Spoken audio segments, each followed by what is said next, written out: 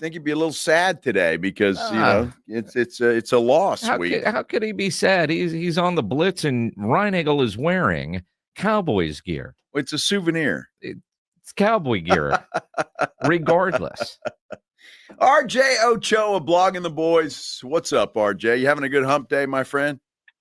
I am. Is that an apple on the NM? Yes, it is. The Aggies get the apple for the week because they're only undefeated team in the SEC.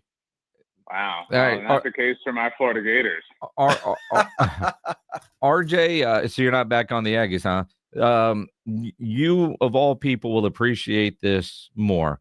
Rob left the apple in the studio on Monday, and Joe put it on the helmet, and it's still there. The debate between us is, has Rob even noticed that there's an apple on the Aggie helmet? I would say no to answer the question. I'm shocked that Rob had an apple and at all. I wonder if it got there. If his wife snuck it in his lunch bag along with the note to have a good day. No, in all fairness, Rob really does listen to Dr. Torres and that plan that he's on, and seen him eat apples and then, find a Pop-Tart or something, but he tries to mix in the apple because he's supposed to. Well, that's not working because if he's seeing the doctor, he's clearly not eating the apples because if you eat one a day, Well, here's the backstory, RJ. That was left here because Rob sits here during the morning show. It was set right there. So I put it up on the Aggie helmet, sat there for our entire show yesterday, and apparently their entire show this morning. So you may be right. Hey, try an orange next time because if you can balance the orange, that would be the most impressive thing. Well, it is apples and oranges, kind of like the Cowboys' offense and their defense. The great debate this week when it comes to the Cowboys and their ridiculously bad defense. Does Jerry Jones make a move by the trade deadline coming up on Tuesday? I think so. I feel very confident that he will. I think that more than ever, I think it will be a please pay attention to us. Our relevancy depends on it. We are Tinkerbell. We need your applause to live.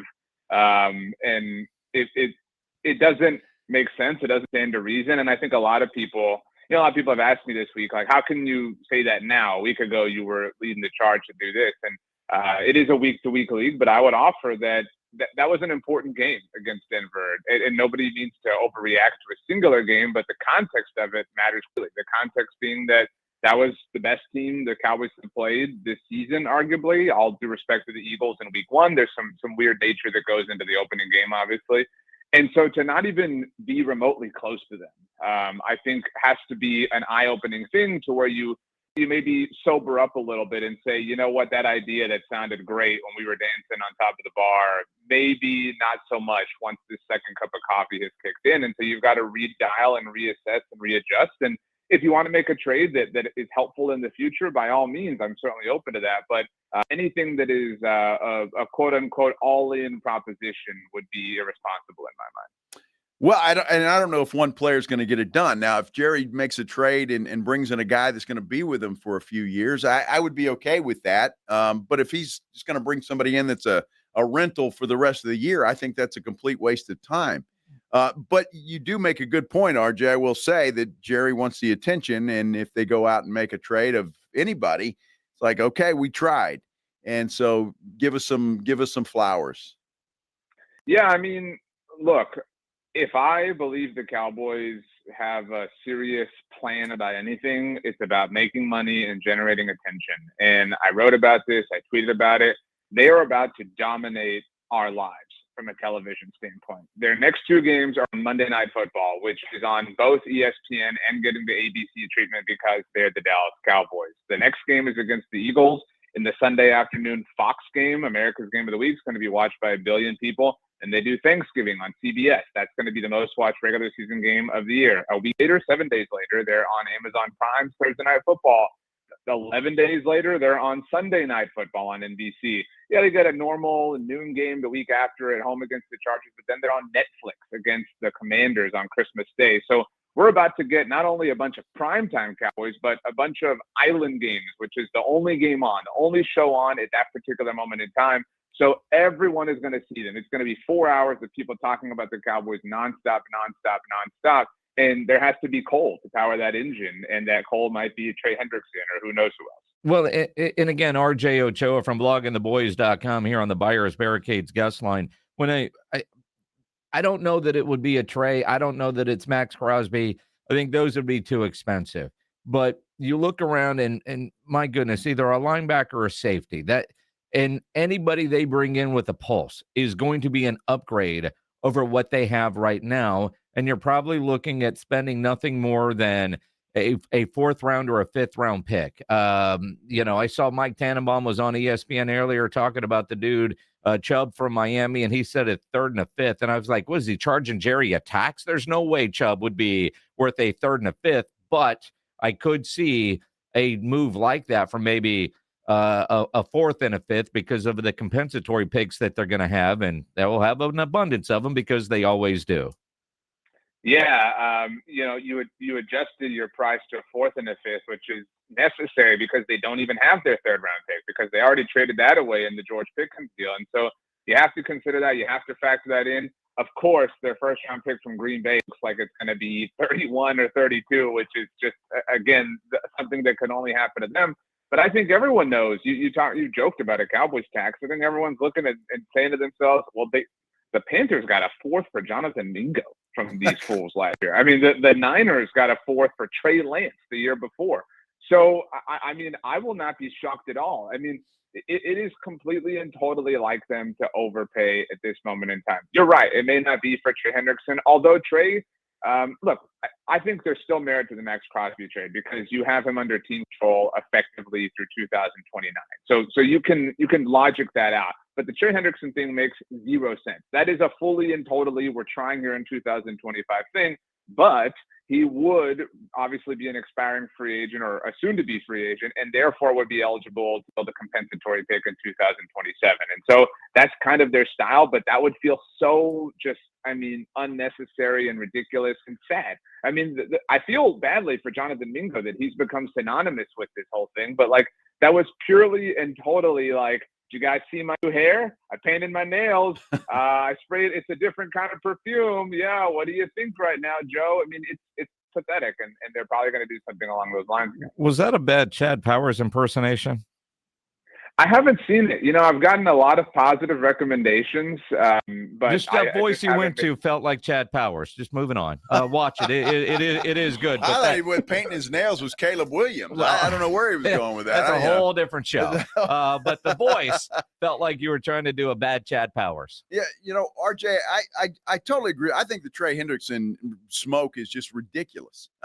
And I've never understood it at all when it comes to the Cowboys, because he's not going to help them improve that defense this year, nor will any one player. And that's the problem that you face. So Max Crosby, that makes sense to me if you want to do that, because as you said, they've got control of him for years. And that's what I'd be okay with the trade with a guy that's going to help them build for the future. Because with that defense, let's face it, I don't care how good the offense is. They're not winning a Super Bowl this year with that defense. It's not going to happen. I don't care what they add before the trade deadline. It's not going to happen. And I think the Denver Broncos may have given some other teams out there a game plan to kind of slow that offense down a little bit. What's the game plan? Exist? Run? Pulse. It's yeah. Show up. Well, I'm talking about shutting down the offense, not the defense. They did a pretty good job on that offense. I agree with that, although not everybody has, no pun intended, the horses that Denver does to be able to do that. That's true. But yeah, I agree with you that the Trey Hendrickson thing has to be smoke. It would be illogical. That's why it has to be Max Crosby, a verifiable, Jenga piece that you can slide in at the bottom. He's still capable to be slidden in at the bottom to help the foundation of this whole thing. Either that, the next best thing though, is seriously, honestly, to just take your medicine, to just shut the hell up and sit there and don't do anything, don't ruin these draft picks, and just, be patient for once and quit robbing Peter to pay Paul. Because I agree with you and Tyler, this defense is awful. You two know that, and I wrote about this as well, they've played 8 games, and in 5 of them, the opposing quarterback had a hat trick's worth of touchdowns. Very often they've had more than 3, to be clear. I know that Jason is impressed with my hockey vernacular with a hat trick, but that being said, that is already tied for the second most instances that this has ever happened against the Cowboys team in a season. if they do it one more time, they'll have tied the totals. Oh, no Dallas Cowboys defense ever has had this happen to them more than 6 times in a year, and these fools have 9 games left. So, I mean, they are not – this isn't exaggerating. This isn't being funny. This isn't being silly. They are quite literally among the very worst, sometimes at the very top of the very worst defenses in all of not just franchise history at this point in time, but NFL history. This is literally one of the worst defensive groups to ever play professional football. If we still want to use that term, I would be having to do so very liberally. Well, they are getting paid, and they are historically awful. And that said, RJ, and I hear what you're saying, but if Jerry stands pat, that's a sign to the fan base that he's punting on the season. And he's 83 years old. He was on the blitz, I think, two years ago when we were in Oxnard. And he talked about the one time that he kind of, I don't have, how many more seasons do we have left kind of deal. And he doesn't want to waste any. And so, he said that in not so many words, but he wasn't going to waste. If he doesn't, he's got an offense that is Super Bowl caliber. His defense, one player, 2 players, doesn't make them Super Bowl caliber, but it gets them hanging around the rim, which is Jerry's goal in life when it comes to the Dallas Cowboys. And if they're in, maybe things fall their way. I just have a hard time believing that at 83, Jerry would punt a season because his defense that he put together as the GM is historically awful. I agree with everything that you said, to be clear. And I agree that you can't fix this defense with one player. I mean, this would be like you being in the middle of an ocean and me throwing you a towel and saying dry off, right? Like that just simply cannot happen at this point in time. And I recognize that there's no logic in what I'm about to say. It's nothing that any of us can really help. But if we follow the line of thought that, well, he's 83, he wants to do this, whatever, then why is he still acting so petulant? I mean, like, why get to October 29th this way, right? Like, I just have a hard time. I think we've all thought, I'm not even saying you're casting or manifesting or anything, but we've all thought, like, surely at some point there has to be some moment of reconciliation where you say, okay, you know what? I tried this my way. I really, though, now have to land the plane, so I'm going to do it the proper way. I mean, that hasn't happened, I mean, to date. And so I can't imagine. I get the hanging around the rim thing, and I agree. Somebody asked me in my live show after the game, like, would you even want this team in the playoffs? And I said, hell yeah, because you have no idea. Like, you could get there, and the dominoes could totally fall your way. That's very improbable. We all recognize that. And that's why it is difficult to look at what Dak and the offense are doing and to not feel like you have to capitalize on it. But at the same time, they continue to let days and days and weeks and months go by without extending George Pickens. So I don't think that they've really learned any lesson. I don't think they really care about anything except for perhaps a season 2 to America's Team and Gambler or whatever the official working title was. I already forgot. All right, RJ, I'll make your head explode because people around here like to make mine explode. We had Shireen Williams on yesterday from Pro Football Talk, and she suggested, Mother football. Yes, she suggested, and I agree with her, if somebody were to call Jerry and say, we'll give you a 2nd-round pick for George Pickens, would you trade him? She would. I would. Would you? I'm going to answer this question with a necessary caveat. Like, oh, good Lord. Well, no, I had a friend that asked me, he was like, if it was your job to fix the Cowboys, what would you do? Like, how would you go about doing it? Like, so you have to answer this question in a bit of a macro sense. It can't just be what I traded. Because I think we all understand that trading him makes your team significantly worse. So I think you have to have one of 2 plans. Plan A has to be extend him as soon as possible. That would be today.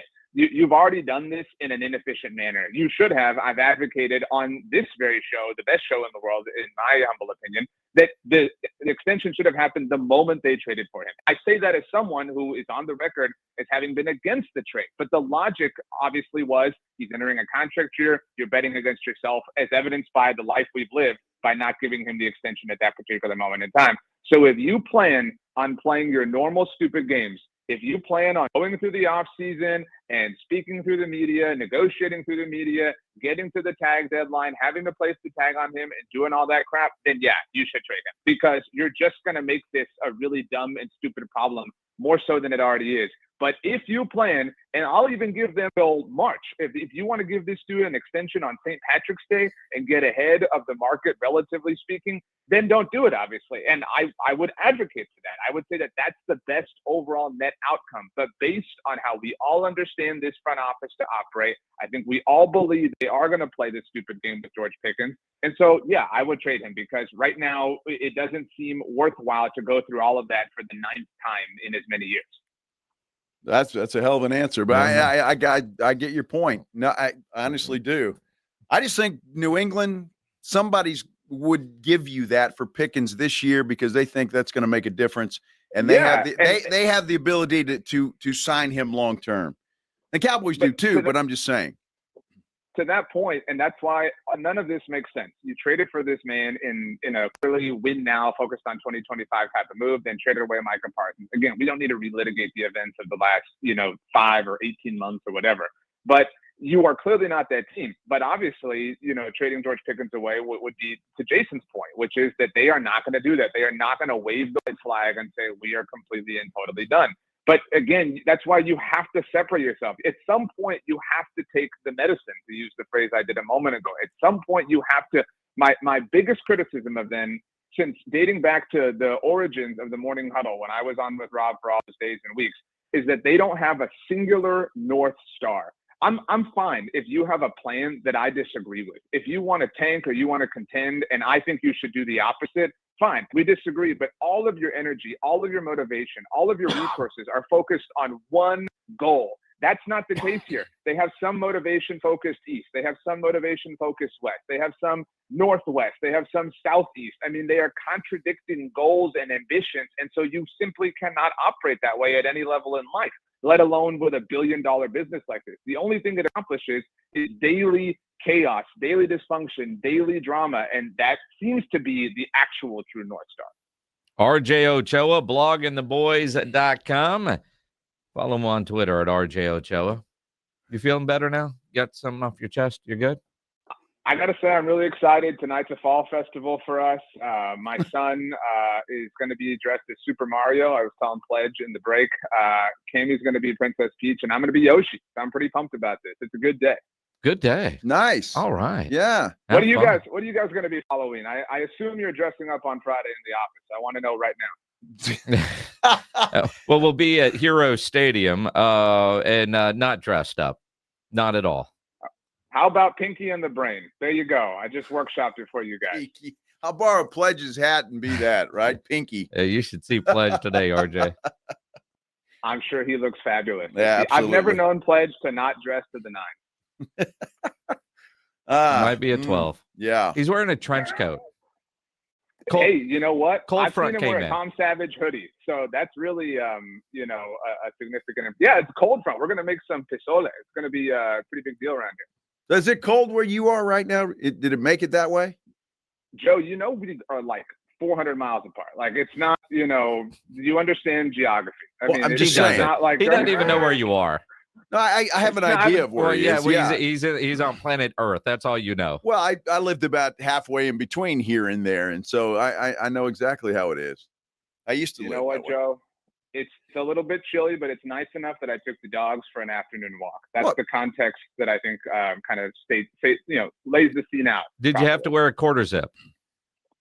I did when I took my son to school, but it was the morning and I was a little abrupt, sensitive, having just gotten out of bed and whatnot. But I will say the weather's going to be nice when I'm wearing this Yoshi costume. It has a tail. You guys didn't ask, but I think you needed to know. I'm sure we'll see it on social media. I'm sure we will. RJ Ochoa. Enjoy, RJ. Somebody eat that apple, please. Yeah, it'll be there next Wednesday when you're on. The great RJ Ochoa on the Buyers Barricades guest line.